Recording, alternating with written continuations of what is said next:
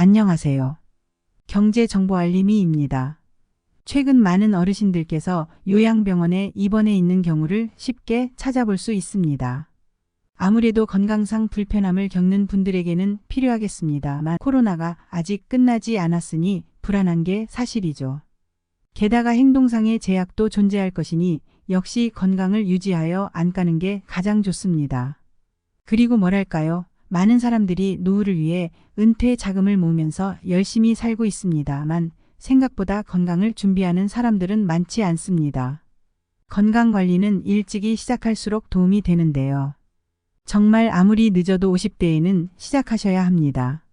그렇다면 오늘은 어떻게 하면 나이 들어서 요양병원에 안 가고 건강하게 노후를 보낼 수 있을지에 대해 알아보겠습니다. 영상을 시작하기에 앞서 구독과 좋아요 꼭 부탁드릴게요. 보통 요양병원에 입원하는 경우는 크게 두 가지로 분류됩니다. 치매가 있거나 거동이 불편한 경우죠. 혹은 둘 다 해당되어서일 수도 있습니다. 이를 반대로 해석해 보겠습니다. 근골격계 질환과 치매를 미리 예방하면 되는 문제입니다. 간단하죠? 가장 먼저 근골격계 질환을 예방하는 방법을 살펴봐야겠습니다. 중년에 접어들면서 신체의 근육량은 점점 줄어들게 됩니다. 노화의 대표적인 현상 중 하나인데요. 근육이 감소하게 되면 남성은 5배, 여성은 최대 2배 이상 사망 확률이 증가한다고 합니다. 뿐만 아니라 단백질 부족으로 발생해 사망할 수 있는 질환은 대개 두 가지가 존재합니다. 첫 번째로는 당뇨입니다. 우리 몸의 근육은 혈당을 흡수해 두었다가 필요할 때 사용하는 혈당 저장의 역할을 수행합니다. 그런데 근육이 줄어들면 이런 역할을 하지 못하게 되고요. 결과적으로 혈당 조절 능력이 감소하여 당뇨병이 생기게 됩니다. 두 번째로는 골다공증입니다. 우리 몸속의 단백질이 부족해지면 가장 먼저 근육이 빠져나가게 되는데요. 이에 따라 뼈가 약해집니다. 혹자는 근육이 없어지는데 왜 뼈가 약해지냐고 하실 수 있는데요. 그 이유는 근육이 뼈를 지탱해주기 때문입니다. 그러니 결국에는 가벼운 타박상으로도 골절이 되는 등의 위험이 생길 수 있는 것이죠. 따라서 노년을 건강하게 보내고 싶다면 항상 단백질을 유지하는 게 필수적입니다. 그래서 근래에는 많은 중장년층 분들이 헬스장에 가서 근력 운동을 하십니다. 굉장히 좋은 습관이고 저 역시 동기부여를 받고는 합니다.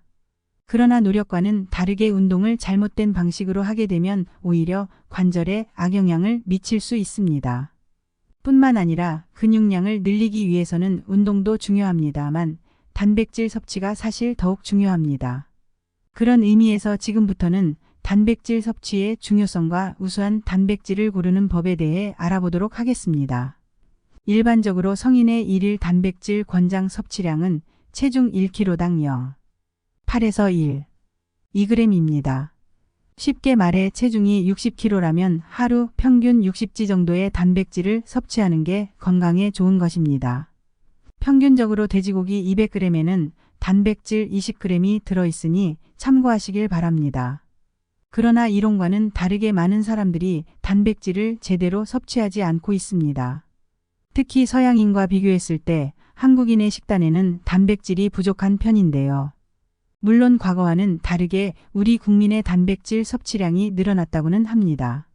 그럼에도 불구하고 아직 권장 섭취량을 채우지 못한 사람들도 많습니다. 실제로 어느 한 연구에서는 청년층은 3분의 1이, 중장년층은 3분의 2 이상이 단백질 권장 섭취량을 충족하지 못한다고 합니다. 단백질은 뼈와 근육 건강에 중요한 역할을 하기 때문에 무엇보다도 중요한데요. 체내의 단백질량이 줄어들게 되면 일상생활 속에서 여러 가지 어려움이 발생합니다. 가령 화장실을 갈 때, 계단을 오를 때, 심지어는 평지에서 걷는 것조차 힘들어질 수 있습니다. 그러나 안타깝게도 우리의 근육량은 30대에 정점을 찍고 이후에는 매년 1.5%씩 자연적으로 감소하게 됩니다. 80대가 되면 30대의 약 50%의 근육만 남게 된다고 하는데요. 그렇기 때문에 평소 단백질 섭취를 늘려야 건강하게 살 수 있습니다. 그렇다고 단백질을 한 번에 과도하게 드시면 간에 무리가 올 수 있기 때문에 조금씩 여러 번 먹는 게 안전합니다. 이를 실천하기 위해서는 매 끼니마다 고기, 콩, 두부, 계란 등을 조금씩 섭취하는 습관이 도움될 수 있습니다. 또한 자동차를 이용하기보다는 가까운 거리는 걷거나 계단을 이용하는 등의 운동하는 습관을 기르는 것도 중요합니다. 그렇다면 이번에는 치매 예방에 대해 알아보도록 하겠습니다. 치매란 기억, 언어 능력을 포함한 여러 영역의 인지, 기능이 감소하여 일상생활에 지장이 있는 현상을 의미합니다. 치매에는 알츠하이머로 유명한 노인성 치매와 혈관성 치매가 존재합니다. 우리나라의 경우 고령화 국가로 접어들면서 매년마다 치매 환자가 급속도로 늘어나고 있는 실정입니다. 그리고 정말 안타까운 것은 치매는 현대의학으로 고칠 수 없습니다. 따라서 현재로서는 예방만이 살 길이라고 보시면 됩니다. 치매를 예방하는 방법 중 하나는 바로 식단 관리입니다. 지금부터는 치매를 유발하는 음식과 치매를 예방할 수 있는 좋은 음식에 대해 알아보겠습니다. 치매를 유발하는 첫 번째 음식은 바로 가공육입니다.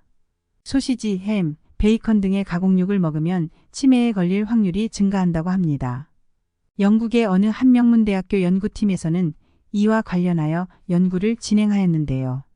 그 결과 가공육을 섭취했을 때 무려 치매 위험이 44%가량 증가하는 것으로 나타났습니다.